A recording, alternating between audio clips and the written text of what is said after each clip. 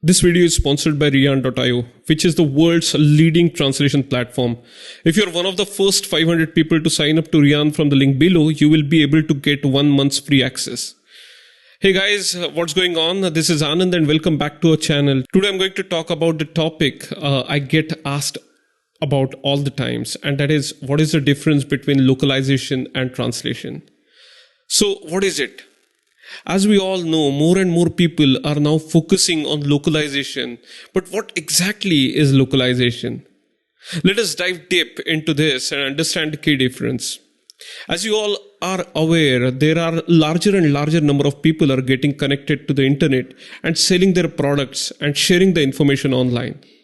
Internet is a global network and benefits the wider audience, but it also poses some challenges.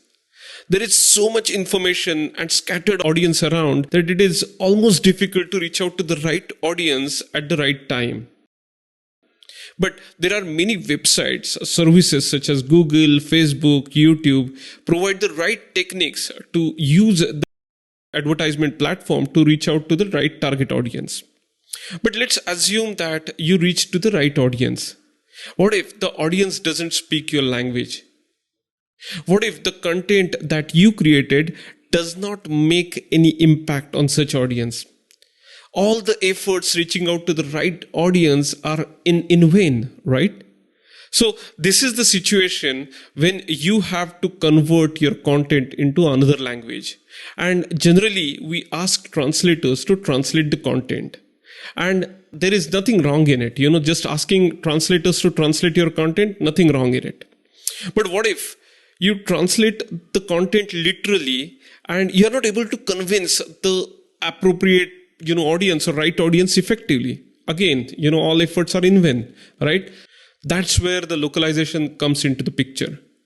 Localization is not just to translate the sentence, but it is more involved process. It goes beyond simple translation. Localization makes the content culturally relevant and appropriate to the target audience. This often includes the changes to a site's visual aesthetics to overall look and feel. Now let us look at the two examples. Okay, the first one is advertising. Now let us imagine you are in airline company and you want to advertise, the content in India and Japan. And you want to start it with Japan, for example.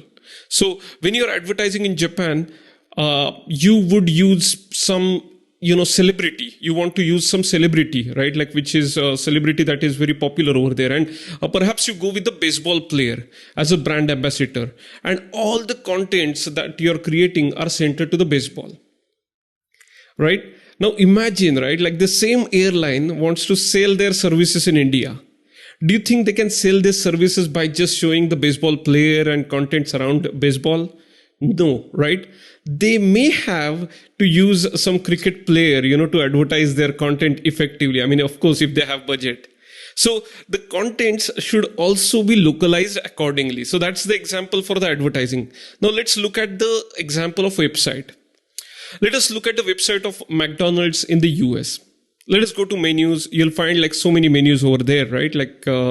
And probably like they could be different in whatever country that you're from. Let us look at the look and feel, right? Like of how this page has been designed. Now, let me ask you to go to the Japan's website, like just type McDonald's Japan and go to the website and check the menu page over there. Check out how the site is presented to the users, users who are accessing from the Japan. Much more than just the language has changed, right? The visual has also been changed. The page is more densely packed with the information and the layout has been organized to support the reading style that is popularly used in Japan. So let me summarize this now.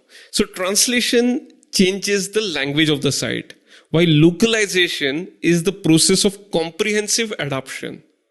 Okay, so consider the characteristics of the market you hope to reach when choosing to translate or localize your product.